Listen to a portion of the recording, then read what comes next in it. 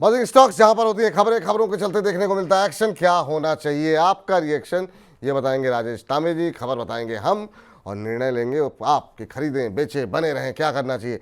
खबरें काफ़ी इंटरेस्टिंग है, तो बने रहिए लगातार हमारे साथ और एक एक करके शेयरों को लेकर के आते हैं स्क्रीन पर।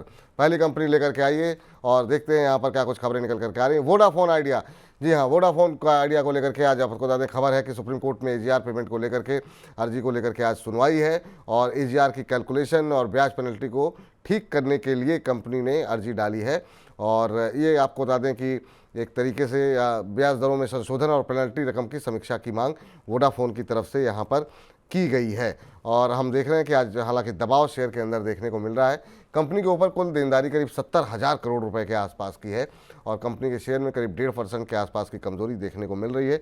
अभी 16 रुपये 5 पैसे पे चल रहा है सर। इस खबर का क्या असर देख रहे हैं? और वोडाफोन आइडिया पे हालांकि आपने अपनी राय आप दे चुके हैं, लेकिन इस सेगमेंट को चूंकि हम अलग से अपलोड करते हैं तो जो लोग खाली ये सेगमेंट देखेंगे वो शायद आपकी पुरानी राय को नहीं सुन पाएंगे। तो एक बार फिर से आपकी राय वोडाफोन आइडिया पर।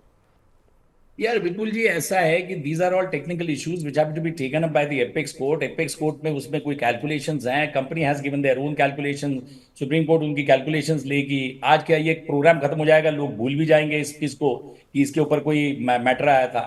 तो these are long standing matters है। मैं ऐसा समझता हूँ कि किसी भी कंट्री में यू कैनॉट हैव मोनोपोली। कोई भी कंट्री में गवर्नमेंट ये नहीं चाहेगी कि किसी भी सेक्टर में मोनोपोली हो। तो यहाँ पे you have to have 2 to 3 operators. तो ऑब्वियसली इसको प्रमोट किया गया है। That is also one of the reasons कि इस कंपनी को गोइंग करने के लिए government said that will convert the loans into equity. तो यहाँ पे कोई खराबी नहीं है। और ये जो मैं कह रहा हूँ कि गवर्नमेंट सस्ते दामों में बेचेगी, इस पे फिर बवाल हो जाता है, पार्लियामेंट में सवाल किए जाते हैं। India is the biggest market और देखेंगे इस पे क्या होता है। बट अभी फिलहाल के लिए इस खबर के ऊपर आप इसको बेचिए नहीं, मेरी राय है होल्ड करके रखिए। होल्ड करके रखिए, ये आपके लिए फिलहाल राय यहाँ पर निकल करके आ रही है। चलिए आगे बढ़ते हैं और अगली कंपनी जरा स्क्रीन पर लेकर के आइए और देखते हैं यहाँ पर क्या कुछ खबरें निकल करके आ रही हैं। खबर जो है अगली आई है शिपिंग कॉरपोरेशन ऑफ इंडिया पे।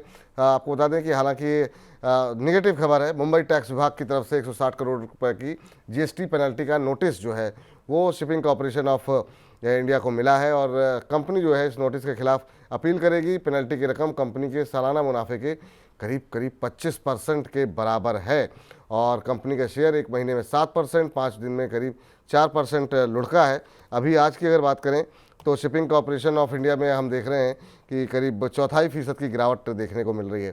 सर एक नोटिस मिला है इनको इनकम टैक्स का, जीएसटी का, आपकी राय क्या होगी? 266 के आसपास चल रहा है शिपिंग कॉरपोरेशन ऑफ इंडिया। अरे सर, नोटिस तो मिलते रहते हैं। जीएसटी ने भेजा है, ठीक है, डिपार्टमेंट ने भेजा, वो भी फाइट करेंगे। कोई ऐसा तो है नहीं कि शिपिंग कॉर्पोरेशन पब्लिक सेक्टर है तो वो जाके 160 करोड़ की पेमेंट कर देगा।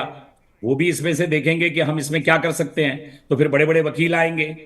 तो this is how the things will work out. ऐसा थोड़ी है। एंड मेरा ऐसा मानना है, shipping corporation of India logistic में मैं इसको कोई बहुत ज्यादा सपोर्ट नहीं करता हूं।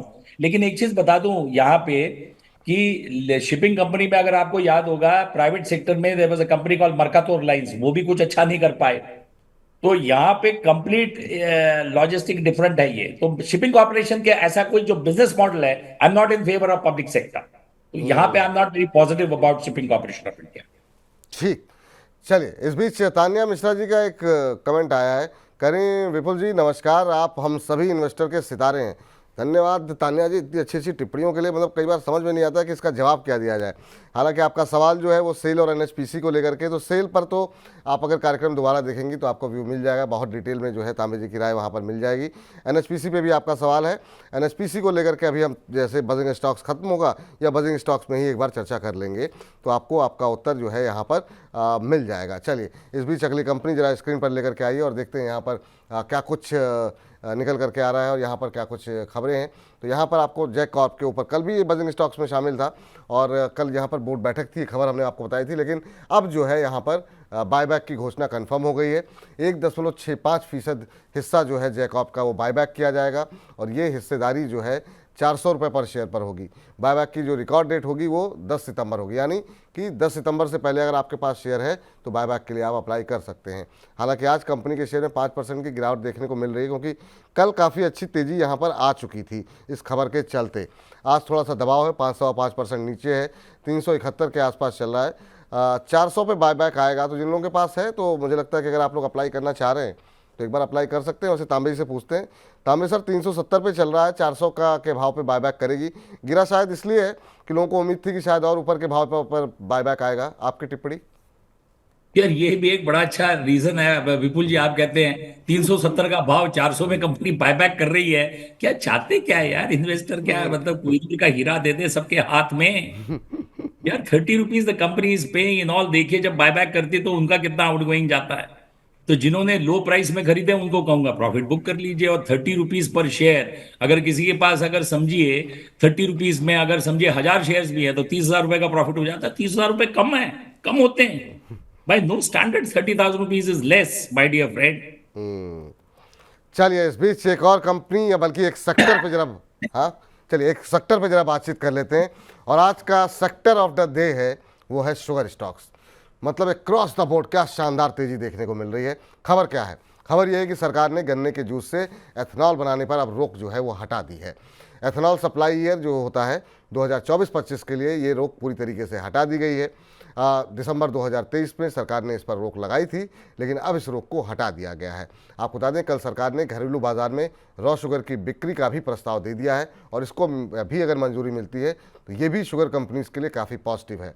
और ये मंजूरी क्यों दी गई है? मंजूरी इसलिए दी गई है, खासतौर से ये जो इथेनॉल वाली बात है, कि सरकार जो है इथेनॉल ब्लेंडिंग को लेकर के जो टारगेट सेट किए हुए हैं वो जो है उसको पूरा करने हैं। और ये जो चीनी कंपनियां हैं उनके लिए भी काफ़ी मजबूती, काफ़ी अच्छी खबर है। बलरामपुर चीनी 4%, बजाज हिंदुस्तान 5.5% ऊपर कामकाज कर रहा है। त्रिवेणी इंजीनियरिंग जो है वो 8.5% ऊपर है। रेणुका शुगर में 6.5% की तेज़ी देखने को मिल रही है। तो केसीपी शुगर, कल हमने आपको चुन चुन के में दिया था ये शेयर, और ये भी आज काफ़ी शानदार 4% ऊपर चल रहा है। कल हमारे एक्सपर्ट ने इस पर बातचीत की थी और कहा था कि इसको आप जो है लेकर के रखिए, और देखिए क्या शानदार तेज़ी रही है। शक्ति शुगर में 4% की तेज़ी यहाँ पर देखने को मिल रही है। तो सभी चीनी के नाम पर ही मुनाफे की मिठास जो है मुंह में घिल रही है। लेकिन तांबे जी से पूछते हैं, सर इनमें से आपकी पसंदीदा कंपनी कौन है, और इस कदम को जो गवर्नमेंट की तरफ से उठाया गया है इसको आप कैसे देख रहे हैं कि बहुत कंपनियों के लिए अच्छा, राहत बड़ी? जी। बहुत अच्छा है विपुल भाई। सारे दर्शकों को बता दूं, idea of the government is to reduce हमारा जो इंपोर्ट बिल है, तो वो करंट अकाउंट डेफिसिट को कम करने के लिए ये है। और एथनॉल ब्लेंडिंग में आपका ऑब्वियसली आपकी इंपोर्ट फिर कम हो जाता है, तो वहां पे you are able to balance it out. और मेरी जो आपकी ये है कि उन कंपनीज को देखिए जिनकी क्रशिंग कैपेसिटी सबसे ज्यादा है। बलरामपुर चीनी, बजाज शुगर, और ये जो बड़ी बड़ी है रेणुका शुगर, जिनकी बड़ी क्रशिंग कैपेसिटीज है। और please understand one thing, it is only because of the ethanol story that you are looking at this appreciation, or that is what the government policy is. We want to reduce on our import bill of crude. ये सबसे बड़ा point है, और that is the positivity of this thing. एक हमारे दर्शक कह रहे हैं सर फिर से अंग्रेजी बोलने लगे बहुत ज़्यादा। अरे बाप रे, तो ये सर क्षमा आपने चाहता हूँ, क्षमा चाहता हूँ। शंभू शंभू शंभू। तो ये जो आपने अभी अब आपने नाम बताए एक बार फिर से दोहरा देंगे, ताकि अगर हमारे कोई दर्शक अगर किसी चीनी क्षेत्र में अगर कोई निवेश करना चाहें तो फिर से उन कंपनियों के नाम बता दीजिए जो आपको अच्छे लग रहे हैं। देखिए मैंने कहा ना कि जिनकी भी क्रशिंग कैपेसिटी बड़ी अच्छी है, तो उन क्रशिंग कैपेसिटी में जाइए। बलरामपुर चीनी बहुत अच्छी है। फ्रॉम द वो जो सारोगी की कौन सी कंपनी है, अब मैंने ये नहीं देखा। Bajaj Hindustan is very good, उनकी भी क्रशिंग कैपेसिटी है। तो थोड़ा गूगल करिए, देखिए क्रशिंग कैपेसिटी किसकी ज्यादा है, उनको वो इकोनॉमीज ऑफ स्केल मिलेगा। थोड़ी तो मेहनत कर लीजिए गूगल में डाल के कि क्रशिंग कैपेसिटी कितनी है। क्रशिंग कैपेसिटी के ऊपर ही आपका इथनॉल क्वांटिटी उतनी बनेगी, तो उसमें इन कंपनीज को इकोनॉमी स्केल का बेनिफिट मिलेगा। तो उतना तो थोड़ी सी मेहनत करिए, थोड़ा सा। जी जी, बिल्कुल सही यार बात है। रेडीमेड है यार विपुल जी, हर चीज रेडी टू ईट। मतलब ये है कि यहां से लिया पकोड़ा सीधा मुंह में डाला। अरे थोड़ा पकोड़ा बना भी लीजिए तो उसका टेस्ट और आएगा। चलिए ठीक है सर, पकौड़े बनाएंगे। हमारे दर्शक जो है रिसर्च लगातार करते रहते हैं, और बीच बीच में लोगों की टिप्पणियां भी आती रहती है। तो बलरामपुर चीनी, बजाज हिंदुस्तान और रेणुका शुगर का नाम जो है तांबे जी की तरफ से लिया गया, लेकिन उनका ये भी मानना है कि आप खुद अपनी रिसर्च कीजिए और देखिए क्रशिंग कैपेसिटी जो है किस कंपनी की ज़्यादा बेहतर है, उसको जो है ज़्यादा लाभ यहाँ पर मिलता हुआ इस फैसले का दिखाई देगा।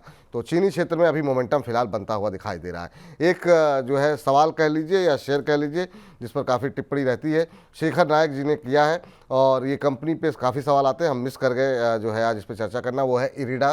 पिछली बार भी आपसे शायद चर्चा हुई थी। अब इन्होंने 213 रुपये के भाव, 213 शेयर लिए हुए हैं 68 रुपये के भाव पे। पहले तो आपको बहुत बहुत शुभकामनाएं कि मतलब आप 68 रुपये पे लेकर के अभी तक होल्ड कर रहे हैं इरिडा। लोग जो है 300-300 के ऊपर के भाव पे लेकर के सवाल पूछते हैं कि नुकसान में आ गए।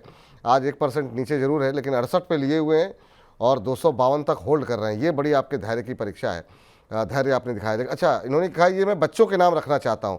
सर 213 शेयर हैं 68 रुपये के भाव पर, 213 शेयर इनके पास है, 68 के भाव पर है, 250 का भाव अभी देखने को मिल रहा है। बच्चों के लिए रखना चाह रहे हैं इरिडा। इरिडा पे आपकी राय क्या होगी सर? यार रेगुलेटर एजेंसी, एक रेगुलेटर कंपनी के ऊपर आप इतना ये लगा रहे हैं, ये लगा रहे हैं, और इसको आप कह रहे हैं कि आप इसको ये, मैं सबसे पहले तो मेरे को ये बात ही हजम नहीं होती है कि इरडा जैसे एक रेगुलेटर कंपनी का 68 रुपीज का भाव 300 रुपये। पहली बात तो मेरे को यही हजम नहीं होता है।